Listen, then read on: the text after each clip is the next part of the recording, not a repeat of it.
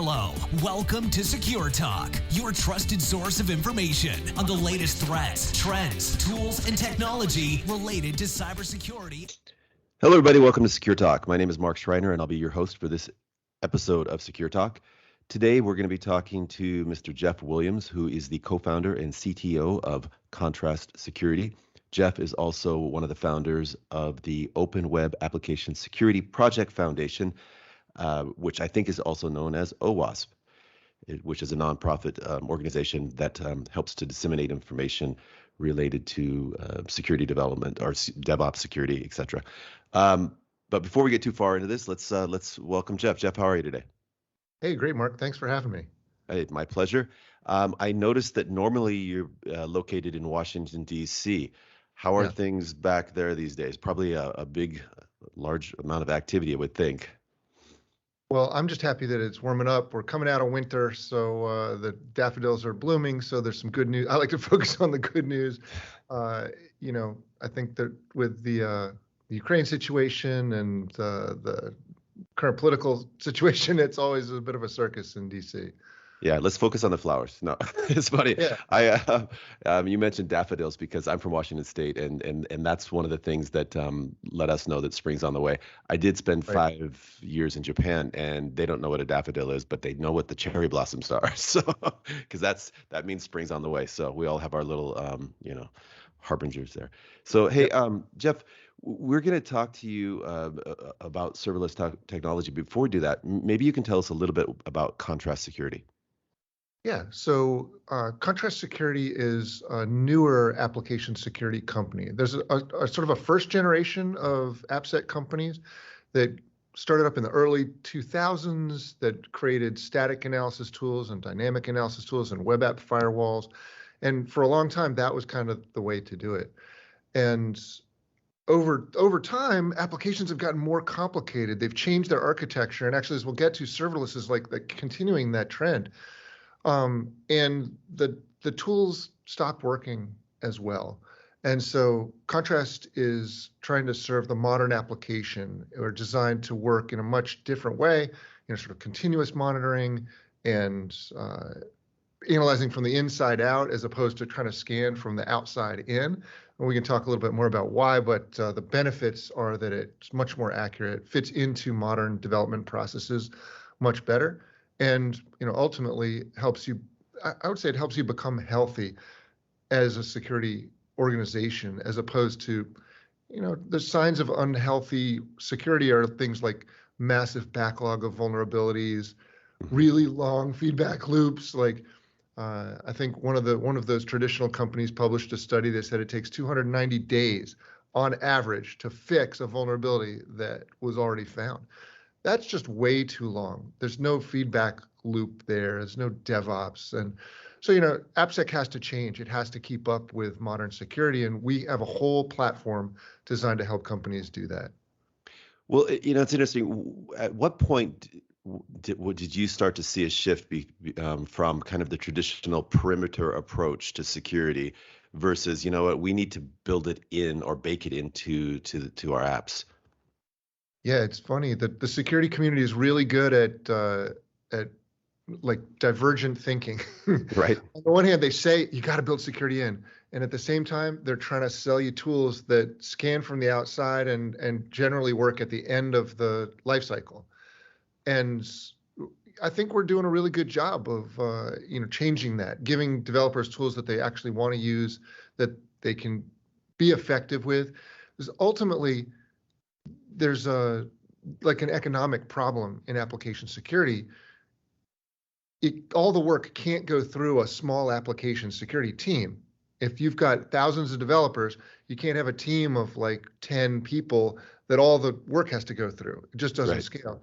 So you have to find a way to empower development teams to do application security themselves without having security people in the critical path. Security people are great. They need to be involved. They should be doing things like threat modeling and security architecture and coaching and toolsmithing and so on, but they can't be in the critical path of software into production because it doesn't scale. It's not fast enough. Well, and we're going to come back to that in a second, but before we go too far down that road, let's back up and maybe you can tell us a little bit about serverless technology, and then we'll look at what you're talking about in the context of serverless technology. Yeah.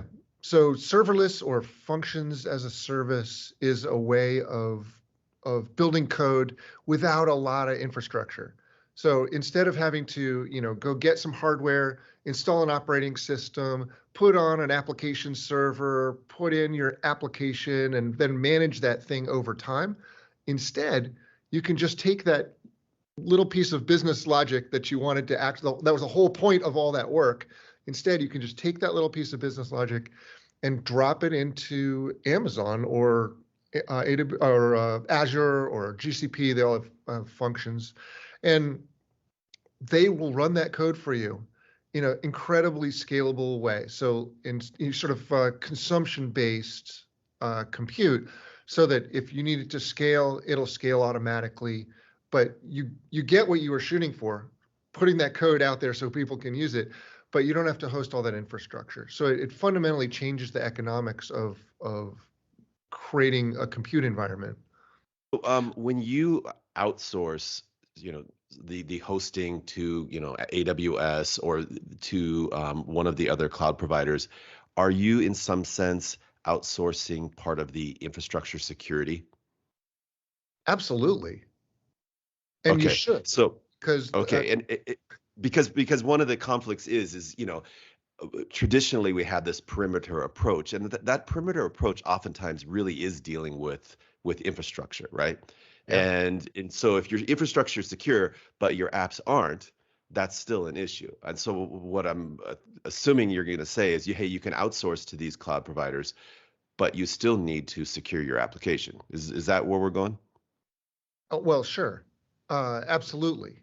I think it's a great idea to let someone who focuses on infrastructure all the time do your infrastructure security. I think they're a lot better at it than most organizations. There are some organizations out there that can secure their infrastructure for sure, but the big cloud providers, they do a pretty good job at that. And you have to keep on top of it, make sure that it's set up right. But in general, I think you can get away from a lot of that work. But you're right. You can have an insecure application on a secure infrastructure, and you have to make sure that there's no code vulnerabilities. I used to make an analogy to, sending a bomb or poison or something through the postal service. Like the postal service can be completely secure. It can deliver what it's supposed to deliver to where it's supposed to go on time, and everything. But you can still send attacks through the postal system, right? It's been done, right? Yeah, it's kind of scary, actually. Yeah. And there's not much that the postal service can do about it, actually. You can try and filter the mail, but short of opening every envelope and detonating every thing that's being sent, it's really tough. So you really have to do application security where you write the code as part of that process. Okay, so now let's kind of go back to that. The point that you were making earlier is that you can have these security specialists, but when it comes to software development or app development, you really don't want to have these standalone experts. You want to have security as part of the the development process. Can you explain why and how? Yeah, well, so the why is pretty easy. If you look at the economics, you're probably building code faster than your siloed application security team can secure it. And what ends up happening in a lot of organizations is they have tools, but they false alarm all over the place. And so they start cutting down on the rule set, they turn off rules, and eventually you end up with a really expensive cross-site scripting detector. Like it detects a very narrow range of vulnerabilities and doesn't give you a lot of real security.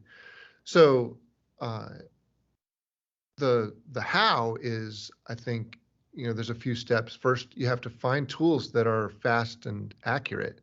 Accurate is really important, because if your tools are inaccurate, then you kind of have to have experts involved. And those traditional tools, the outside-in scanners, they're not really very accurate. Probably shockingly inaccurate if you're not familiar with this area. But if you have to have experts involved, then you've got an economic problem. And so if you need tools that are really accurate, the ones that work from the inside out, instrumentation-based tools, tend to be way more accurate. And that means that you can cut the security team out of the loop. You can give developers findings directly. If it's fast, then you can shorten those feedback loops dramatically. Give developers great feedback right in the tools they're already using instantly. They can just fix the code, check it in, and you can keep on developing cool stuff. If you have to wait 290 days, you're not going to, you're going to have to create tickets and open things back up again, and probably got different developers fixing it than the ones that wrote it originally. So there's a whole context loss going on. So the tools become the security expert, or they facilitate or they help the developers to kind of basically have that expertise. How do you ensure that the tools, I guess it's the same problem with tools or people. I mean, how do you ensure the fact that they're up to date with the latest vulnerabilities? Yeah. So the good news is that there's a limited number of really important application security problems. So they've been mostly the same since the early 2000s. Like I wrote the first version of the OS Top 10 I wrote in 2002. And it had things in it like SQL injection and cross-site scripting and path traversal and things like that. And those are some of the most important problems that there are today. Now, over the years, there have been a few things added, new classes of vulnerabilities that have come out, but they don't change that much. So if you have behavioral rules, it doesn't work if you're looking for regex patterns, but if you've got more behavioral kind of rules, your tools can support those classes of vulnerabilities easily and find all the instances of those problems. So I'll give you an example. If you tried to write a regex that would catch all SQL injection, it would be really hard. You'd have to look for, single tick or 1 = 1 or 1 = or 2 = 2. Like there's an infinite variety of SQL injection attacks.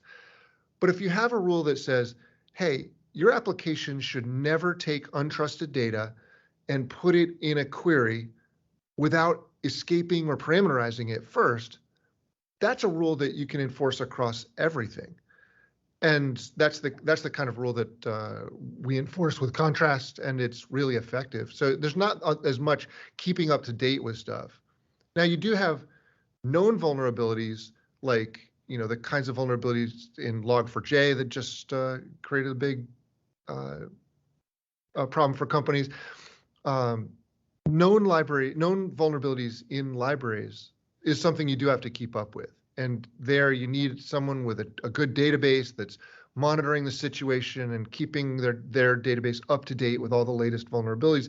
And then you can just see if you're using those vulnerable versions of those libraries. But that's a sort of a different problem than finding custom code vulnerabilities in the code that you wrote. Makes a lot of sense. And it's kind of like, earlier you're talking about outsourcing the function as a service or the hosting to the cloud providers, and at the same time you can outsource the security aspects to a company that specializes it, but also is aware of the latest signal and the latest threats, and that will kind of adopt the tool to detect those threats. Yeah, I think about it this way: is as you're developing code, you also want to be making your pipeline stronger and stronger. It's almost another deliverable out of your development team. So that pipeline is guaranteeing certain things about the code. It's going to guarantee first probably quality, then security, then performance. And as you go, you're going to add capability to the pipeline to ensure that these properties are automatically tested into everything that you build. And so, think of it as a process of building up over time. And, you might add a product like Contrast early on that's going to catch a whole bunch of stuff. But then as you go forward, you may want to, raise the bar over time and add things to that pipeline to make it even stronger as you go forward. And with Contrast, can you adjust the sensitivity? You can, of course. Generally, you don't need to do that nearly as much as you would with a sort of a traditional tool that you need to teach about your framework, teach about your security controls, all those sorts of things. But of course, you may have a custom access control scheme that nobody's ever seen before in your application or your serverless function. And that's something that you'd probably want to tell Contrast about, so that then Contrast can start checking that for you. To make sure, so for instance, to make sure that every API has the right access control check in it, things like that. Excellent. So let me ask you this: when you go into an organization and start talking to them about securing DevOps, do you start with the security team? Do you start with the development team? Who do you initiate the conversation with? It varies a bit, and I think we're in a transitional period right now. Basically, organizations are shifting from a sort of a centralized security team handling AppSec to giving more and more of those responsibilities to the development teams. I'd say a small percentage of companies, the development teams are buying their own security tools. Far more of them have a CISO organization that buys the tools, and then the development teams use them. But the CISOs know they can't just buy something and force it on the developers. They have to buy something that the development team likes. So they've got to bring them into that negotiation and have them trying the tools, helping to choose the right one. And what kind of conversation or questions do you ask either the CISO or the development team as part of the initial discovery process? I mean, just to make sure that it's a good fit and that there's a problem there that you can help solve. Yeah, I always want to find out two things. I want to find out, first of all, how do you build software? Every organization builds software differently. And I liken it to imagine like a cake, in the cake industry. There's like mom and pop I love your analogies, by the way. We go from the post office to the cake industry. Okay, here, what tell me. Well, just imagine like a mom and pop shop that's building like custom wedding cakes that are super fancy, very expensive.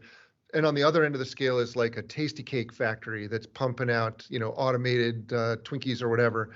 And those two companies are both successful businesses, but incredibly different, right? Like one's going to have a small kitchen with, advanced machines.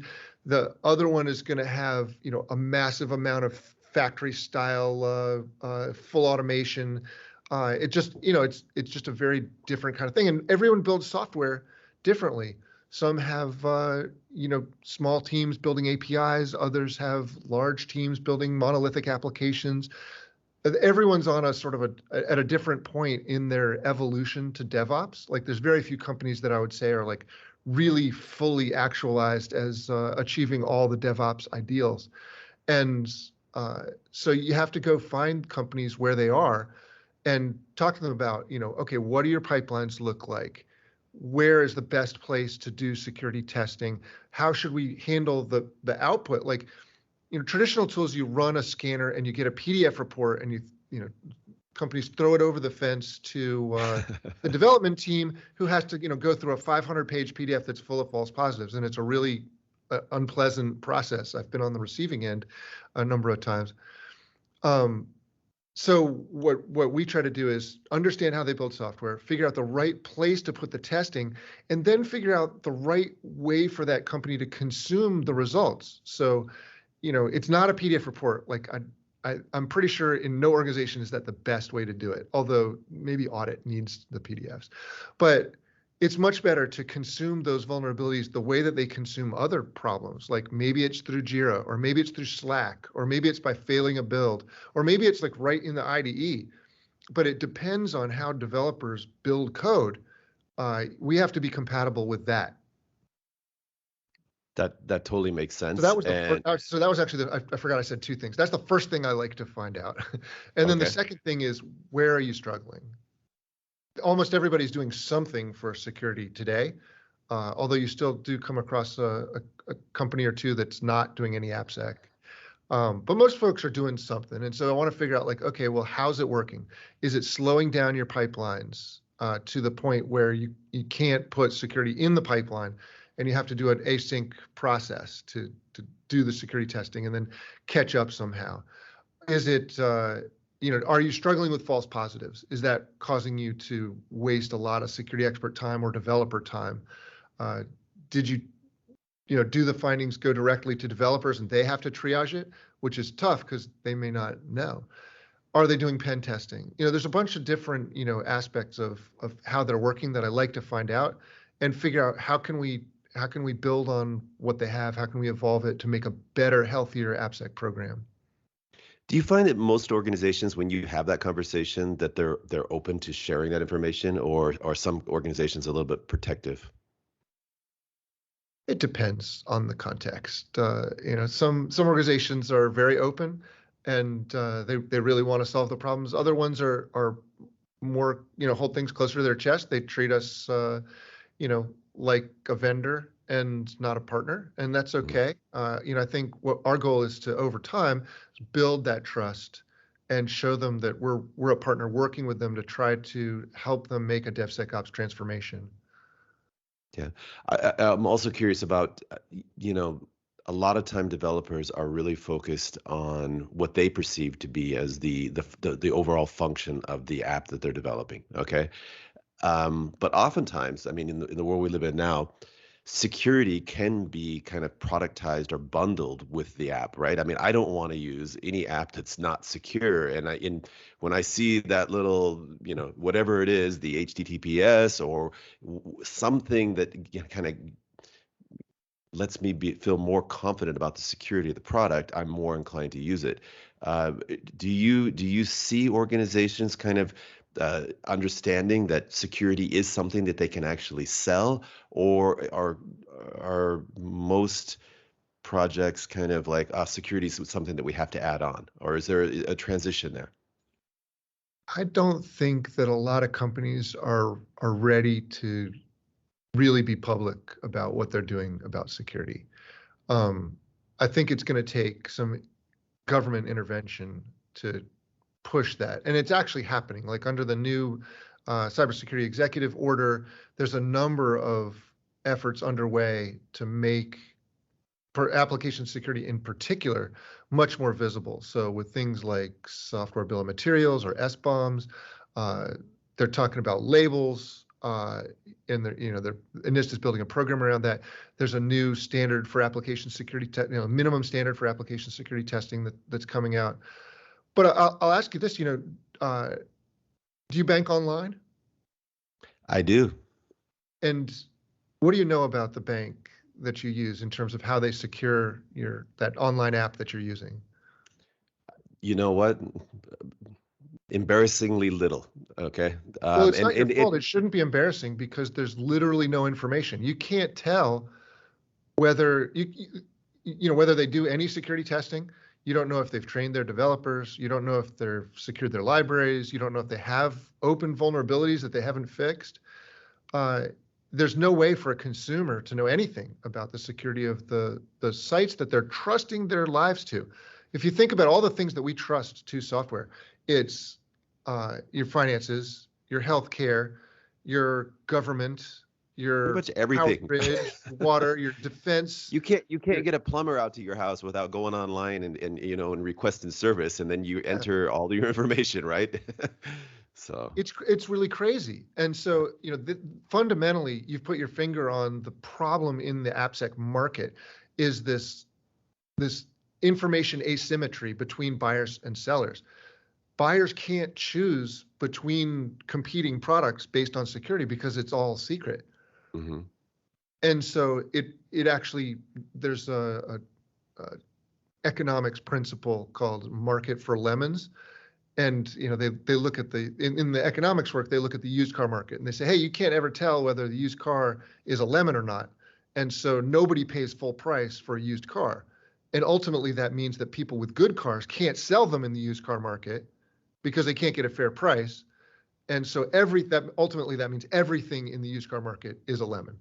And it's a little bit the same way with software here. The market is broken, and it means that all software is far more insecure than it really should be. The average application has dozens of serious vulnerabilities. and we get upset about an Equifax or a SolarWinds, or we get upset about these problems, and we're shocked and appalled that how could you let this happen? But if look at the OWASP Top 10 research. Every application out there's got dozens of serious vulnerabilities that they fix them over time and more get introduced, but it's not like we're healthy. Everything is far more insecure than you would think. Well, thank you for that great uplifting piece of news there. No, I mean, I think we're all aware of that, but it's interesting that you bring it up from that perspective, because I was just sitting here thinking, I'm like, you know what? I've been looking at my banking applications from the user point of view, and because I use multi-factor authentication or 2FA, I'm like, well, it's secure, but that's just only the side of the application that's facing me. Everything else that's going on behind the scenes there, you're right. I have no idea, no visibility at all, and nobody does. We just trust these organizations, and we kind of, I guess the bigger the organization or the better the job they do with branding, then they kind of inherit some of that trust. But in terms of what's really going on, we don't know. That's pretty scary. Yeah, I spent 15 years doing pen tests against exactly those kinds of apps in government and finance and insurance and government. I mean, it's things are not as secure as you think. Well, let me ask you this then. Going back to the tools that Contrast Security provides. So you're working with the development team as the software, the app is being developed. Right. But the Equifaxes, for example, those were vulnerabilities that were discovered later, after the platform, the product is out there being used.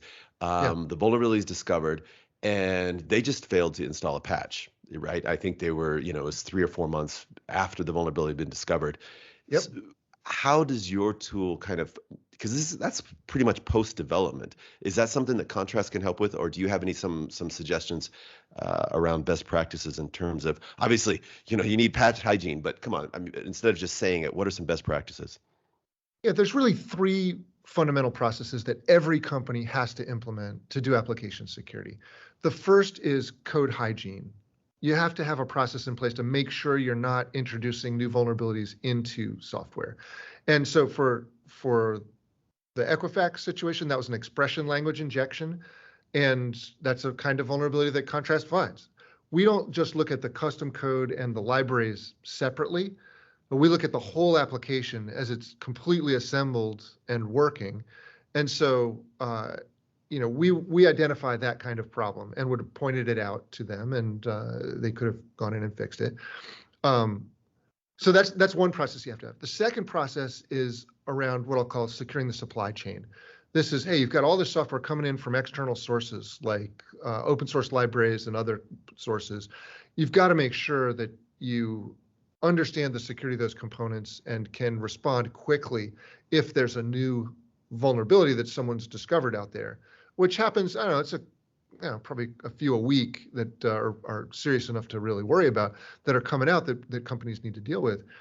And then the last piece is really really answers your question. This is the runtime protection piece. And for a long time, the only way to protect a web application or a web API was with a web app firewall, which protects at the perimeter. And protecting at the perimeter is really tough because of the mail problem, right? The bomb in the package problem. So runtime protection, it's also called RASP, or runtime application self-protection, is a way of adding protection into a running application that will defend against having vulnerabilities get exploited. So for expression language, for instance, RASP identifies the use of untrusted data in an expression language evaluation operation and prevents it from exploiting the application.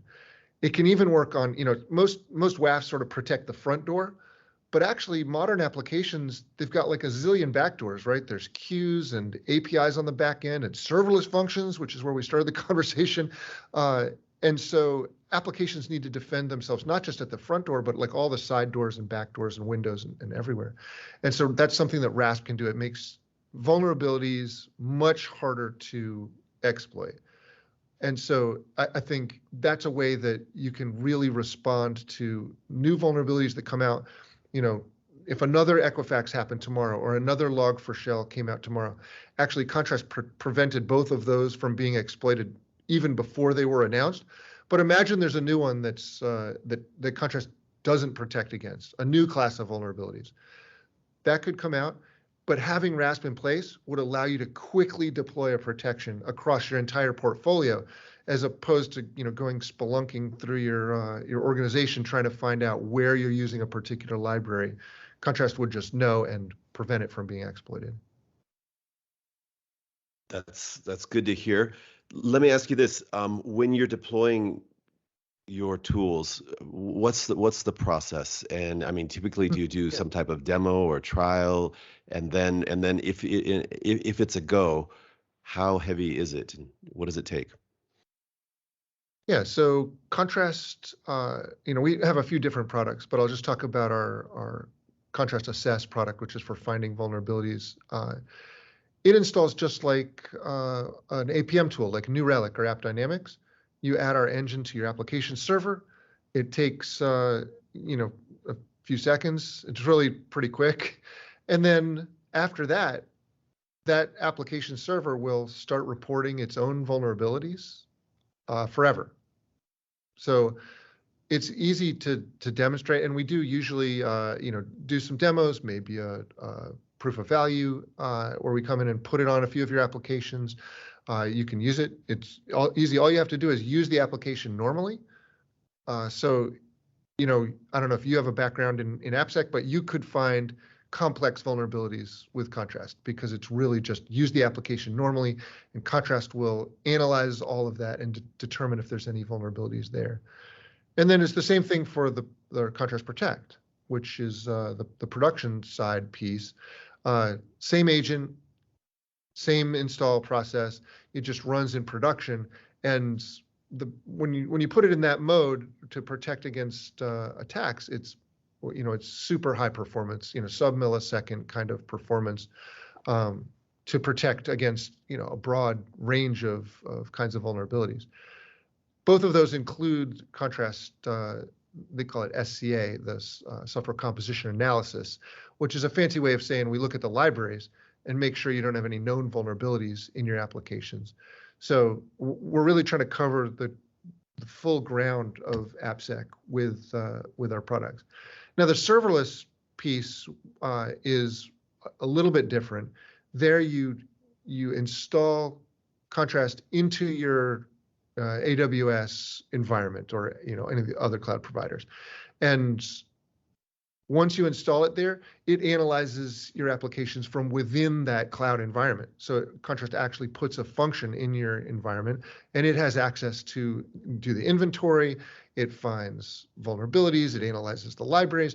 And the different thing that it does is it analyzes your identity and access management permissions, your IAM permissions, to see if you've over-permissioned any functions. These environments have a nice way of limiting the scope of what those functions can do, and so Contrast helps you use that function to protect your infrastructure. And with every new tool, sometimes there's a reluctance of, we got to learn a new tool. We need to get a subject matter expert. And then when you do that, you actually start back down that road to having a siloed, even if that person's part of the team, it's one person who has all that expertise. What's the process and experience with Contrast? So it depends a little bit on organizations. Some organizations try to use Contrast the way that they traditionally used their scanner tools. They have the only people that get access to the results are the centralized AppSec team, and then they proxy them to the development teams. But that's not really efficient. And what we've seen is that organizations sort of quickly abandon that and realize that they can just take the findings and give them straight to the developers. And that cuts down the feedback loop dramatically. And so ultimately, we've been able to cut down the mean time to remediate pretty dramatically. So from 290 days down to less than a week for most organizations. We measure something called the vulnerability escape rate, which is kind of the rate that you're introducing new vulnerabilities into your applications. And most organizations introduce 3 or 4 new vulnerabilities every month into each application, which is a pretty high rate. Even if you're finding and fixing them fast, it's a lot of work. So what we really like to see is that rate of new vulnerabilities go down, which tells us that development teams are learning so that they can avoid those problems from existing in the first place. And on average, we get down to less than 1 new vulnerability per month per app, which starts to sound pretty manageable, right? Like 1 new vulnerability per month per team, that's pretty good numbers. Let me ask you this. What advice would you give to somebody who's leading a development team and they want to facilitate that learning process, because that is really important. And then also, have an organization that prioritizes security, which includes obviously identifying issues, but then fixing those issues, because there's 2 parts to it, right? You have to be committed to prioritizing and then fixing the vulnerabilities that you spotted. So you work with a lot of different teams. What advice would you give? Yeah, we have 2 terms we use for it. The first is we say optimize for learning. And many organizations don't really do that. They'll give vulnerability feedback to a different team than the ones that wrote the code. And there'll be a long delay. So there's not a lot of learning going on. The other term we use is called just-in-time training.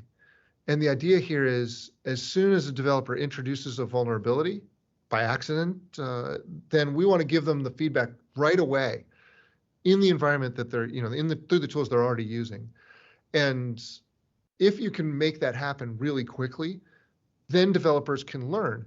It's actually way more effective than, and I spent years training developers in secure coding in instructor-led classes, and I made an e-learning product at one point. But giving them feedback right on their code in their environment is way better than like a generic training class that, maybe it's using a different framework or a different language. There's a translation process that has to happen for developers to their environment, their language, their framework, their code. And so if we can give them feedback on exactly what they're working on, they'll learn. Matter of fact, that's how developers learn. And so becoming part of that process, I think, is the key. And when you optimize for learning, that's when you start seeing those vulnerability escape rate numbers go down. And that's when you start making real progress, because then you can become a very cost-efficient AppSec program. I think that's some excellent advice. And if I can create an analogy or draw a parallel to something myself, it's, that you can have a quarterly security training for everybody in your company. And people go and sit there and then they listen to it and probably they forget it or they don't really see the relevance. Yeah. Or you can use one of these, these phishing training programs that send out, fake malicious emails, and when somebody clicks on it, immediately they're alerted, hey, in kind of in a helpful, sometimes humorous, but definitely in a manner that draws attention to the fact that, oh, that's what they're talking about. I don't want to click on that attachment, or I do want to check with this, and it's so much more effective that way. And I I'm totally agree. That's a great analogy. Thank you. I got one. Okay. We do one other thing that I think is really important as part of that whole recipe. Mm-hmm. is we take the data from production about who's attacking, what kind of attacks they're using on your applications, which systems are being targeted. That we call that threat intelligence, and we take that information and we feed it back to development teams so that they have real visibility into what's happening to their code in the real world. And it just kind of connects the loop. It's one thing to get a boring security alert that says, hey, you've got XXE in your code here, you need to fix it, blah, blah. And they're like, well, I'm busy. I got some functionality I need to build. But if you add that other thing that says, hey, and attackers are attacking it with this attack on this URL right now. Right. It just becomes way more real. And they're like, Mhm. oh man, I got to fix that. It's an excellent observation. Hey, Jeff, let me ask you this. Well, a couple things. If any of our listeners want more information about contrast security, I'm sure they can go to your website. Do you want to tell us the URL that's best for them to go to? Yeah, it's just contrastsecurity.com. And there's Perfect. a bunch of stuff there and more details on our product. There's also, some great videos on DevSecOps and SBOMs and a whole bunch of other topics. And are you going to be going to any industry events this year? We're starting to do that. Yeah. So I've got my first one is in New York in a couple of weeks, but look for us at all the major AppSec conferences. All the major security conferences actually will be there. Okay. And last question, for any of our listeners that would like, more information about best practices related to securing their development, secure DevOps, Yeah. where would you point them? Well, OWASP is great. I mean, I think a lot of the really interesting projects and research are at OWASP. So for anybody that is getting started in AppSec, which is a great thing to do, by the way, but I would highly recommend going to OWASP and going to some of their conferences, maybe joining up with a local chapter and learning that way. I also highly encourage you to really get fluent in DevOps and DevSecOps. I would start by reading the Phoenix Project, Gene Kim's great book on understanding modern software development. It's a story, so it's not a slog. It's actually a book, and it's fun to read. It's quick, but it does a great job of getting the topic across. And then, of course, I'll just shameless plugs. Connect to me on LinkedIn, and I post a bunch of articles. And many of them are designed to help folks that are getting started in AppSec, because I spent 20 years doing the work and made all the mistakes possible. So I try to write about them and let people know how I solved some of those. Well, thanks, Jeff. Hey, I've enjoyed this conversation. I've learned a lot. I have literally 2 pages of notes here. So thank you for that. I've got my homework, right here in front of me. But appreciated your time today, and would like to wish you and the Contrast Security team a great 2022. Thanks, Mark. Appreciate it. Hello. Welcome to Secure Talk, your trusted source of information on the latest threats, trends, tools, and technology related to cybersecurity and compliance.